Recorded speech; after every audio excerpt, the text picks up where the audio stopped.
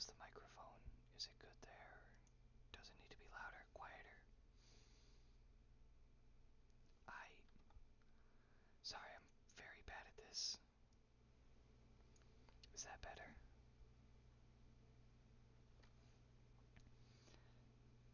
Still, working out the kinks of this all, you know? Cool, cool. So we reading creepypastas now. So we'll be starting off with Death Wears a White Trench Coat. About 9 minutes long, it says. I am not shopping for a trench coat. Get out of here. Creepy ass ads. I don't know. Give me any recommendations of what I should change, fix, anything as well. I don't do these ever. This is the first time ever. So, when I was in college, I heard a rumor about a man in a bar that was making deals. Very special deals. Now, I'm no fool. I must have heard of, or I have heard of Faust and his tragedy, and I knew of Midas and his touch and many other stories warning, be careful what you wish for. So I thought I knew enough to get what I wanted and keep me safe. When I went into a now closed biker ball called Elysium and looked around for anyone who might seem out of place, I saw the people you'd expect, the old bikers with their beards peppered with silver and white, the young bikers in matching leathers and a look about them that said they'd kick your ass without much provocation. I saw the lonely waitress and bartenders with their tattoos and low-cut shirts. Then I saw him, lounging in a darkened corner booth alone, his feet crossed over one corner with a bottle of whiskey and a pair of tumbler glasses. He was a young man, looked to be about halfway through his 20s, with short spiky black hair, and his face had a parlor that would look more at home on a corpse. Actually, that's kind of funny. I was at a birthday party today, you know, and one of the guys up there pretty much matches that description perfectly. He low-key gives me the creeps. But I guess he's letting my mom build a house on their land, so I can't be too upset about it. Maybe I should try holding my camera. I don't know. But yeah, no, that pretty much matched his demeanor entirely. Low-key, he looked like a tweaker. He had big old bug eyes, kind of like a fly, and he had that third grader spiky haircut, where like all of his hair is really short and spiked up. It was crazy, honestly. Bro looked like he would kill someone. Anyway, he was wearing a long white leather duster over an old Metallica t-shirt that sported the image of Lady Justice herself with the words, "And justice for all," beneath her scales. Also, is this fine? Is this working for you? I don't know. This is pretty much a stream for you, Levi. Also, I'm gonna try to hold up my camera a little bit somehow. I haven't exactly figured out how yet, but wait, big idea. Big brain move, maybe. Oop, that was loud. Apologies. Will that work? Does that... look in there. Yeah, seems like it. Hell yeah. Now I can look directly into your soul. You know, like I tend to do.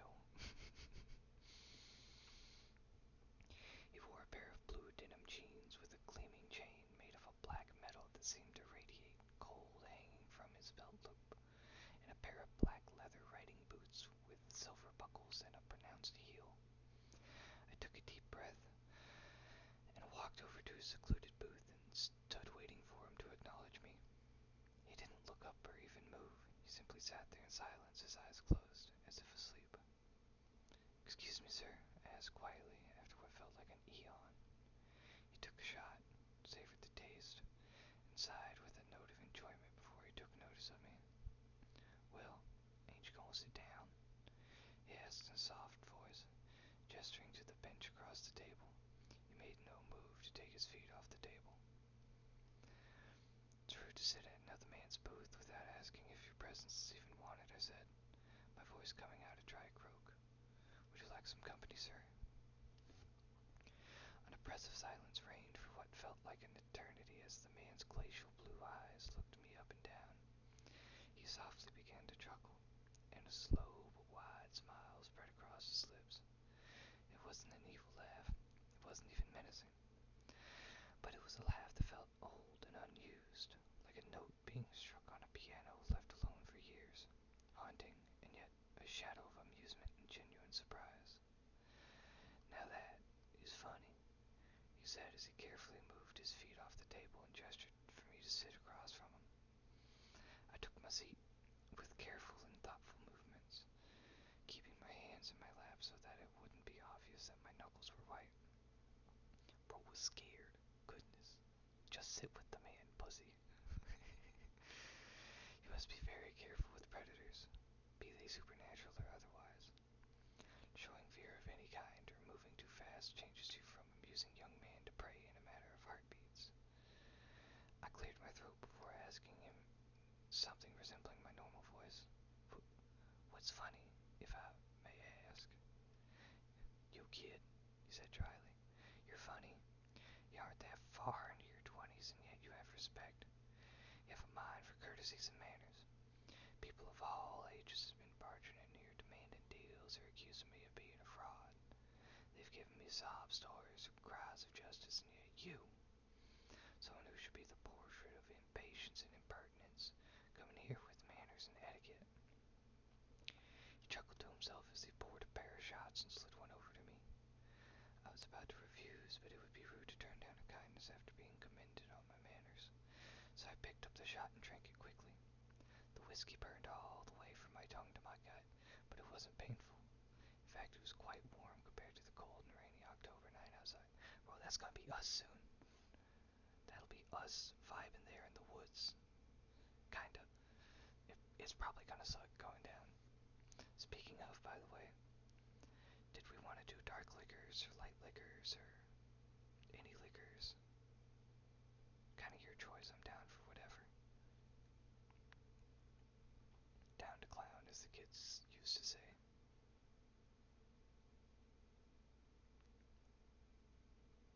Fair enough. Well, I won't get both. I was about to just say, well, fuck it, we'll do both, but that's a bad idea. That's a really bad idea. I think I'll figure it out. Because light liquors are usually cheaper, but dark liquors get you where you want to be, so I don't know, you're trying not to get blackout drunk, so we'll probably end up with light liquors, I think. I think that's the best bet.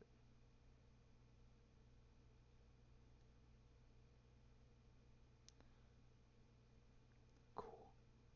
Thank you for the thumbs up emoji. I sighed happily and investigated the glass and saw a grinning skull etched into the bottom of it. I set it down with a shiver. Thank you, sir. It is most appreciated, I said, speaking as if I were home again with my marine father. Of course, but don't sir me. We are two men sitting in a bar. No more respect is needed than that. You may call me.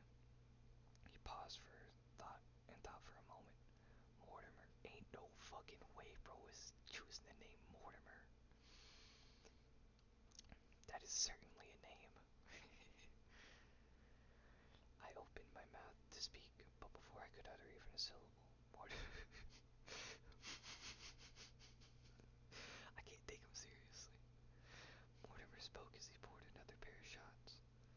Now I know that they call you, or that you go by Tony, which is short for Anthony. My boy Mort out here. You cannot stand your first name of Thomas because of your father and your family's tradition of naming every firstborn son Thomas, dating back to your four-time great-grandfather Atticus, for whom your initials are in honor of, and whose name you wish you had been given instead of Anthony. Mortimer sipped at his glass, looking no more sinister than if he had said that the sky was blue and that it was quite cold in winter. I sat there in horror and fascination as this man had casually rattled off intimate details about my name and my inner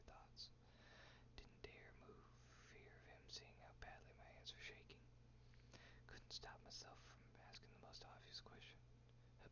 How did you know all that about you, my friend? You know who everyone claims that I am, correct? I could only nod my head slowly. If I am indeed the Reaper, Hades, Thanatos, Death himself, how could I not know?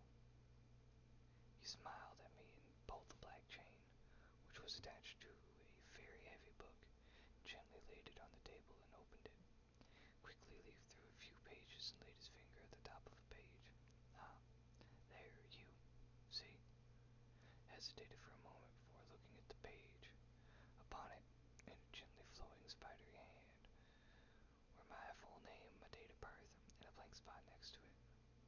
Mortimer quickly shut the book before my eyes could go any lower than the header of the page. Now, he said in gentle reproach, can't have you reading ahead in your own life story, Tony. If you knew the ending, you might try and make a liar out of me. He smiled softly, but it didn't reach his eyes. And I'm sure you already know how well that worked out for the many Greeks who tried. He took the book, and I could only stare as it shrunk into the size of a cell phone and slipped it back into his pocket. Now that my credentials are verified, shall we get to the reason of your visit? I felt as if someone had stabbed me in the gut with an icicle the size of my arm. This was real. This was happening. Every instinct told me to run, to scream and flee as any sane man should when he sees his death before him. At the time I pushed all these thoughts from my mind and simply remembered what an old history teacher had once said to me. History favors the bold. Looking back, I should have listened to what my instincts were saying, but I was stubborn, so hard-headed and sure that I knew what I was doing. Mortimer, I've come to bargain with you, I said with a steady voice. He's better than me. Advertisements. Mortimer chuckled softly to himself and nodded as he knocked back the rest of his shot. Again, he savored the flavor of the drink, sighed contentedly, and set the shot glass back down. He steepled his fingers and narrowed his eyes on my face. And what is it that you desire, Tony? Wealth, love, influence. As he went down his list, each word was colder than the last, as if he hated the very idea of granting such trivial wishes. As I was about to answer him, he held up his hand for me to be silent. No, I know what it is you wish. You want knowledge. All I could do was nod my head. He was right. Throughout my entire life, all I had ever wanted was to know why the world was such a screwed up place, why people were so full of flaws and obvious stupidity. You want something so much more dangerous than anything else, or anyone else who has dared ask me for a bargain. I would gladly give you wealth. I'd even give you 20 years to enjoy it. For your manners, I'd give you love, and I would only take 10 years off your expectancy. You ask not for a boon, my boy. You ask for a curse. I can't in good conscience give this to you for a price. Mortimer, I've come to bargain with you, and my request is well within your power. As the Reaper, there is no one more equipped to know why humans act the way they do. Name your price and I'll gladly give it, but I can't keep living in this world without knowing why. Please, just make with me a deal. He looked at me with those cold blue eyes, and I could see that he pitied me. If he did indeed know as much about me as his book implied, he knew that I couldn't let this go. Oh boy, I'm getting tired. How are you holding up, Levi? You doing good? Falling asleep yourself, or...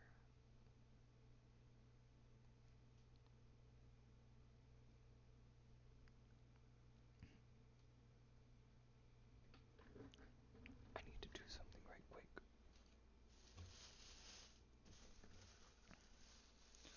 Bag rustling ASMR.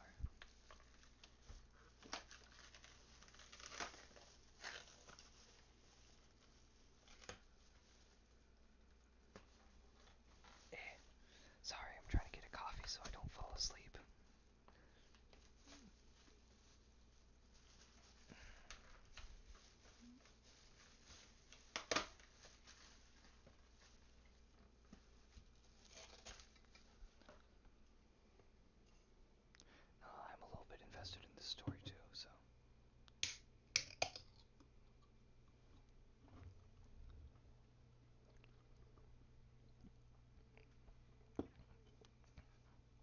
Uh, I'm just gonna restart my paragraph because I don't remember where it was.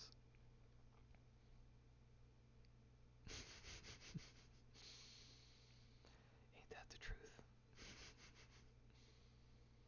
Hey man, a good old double shot. That wakes me up pretty much every morning too.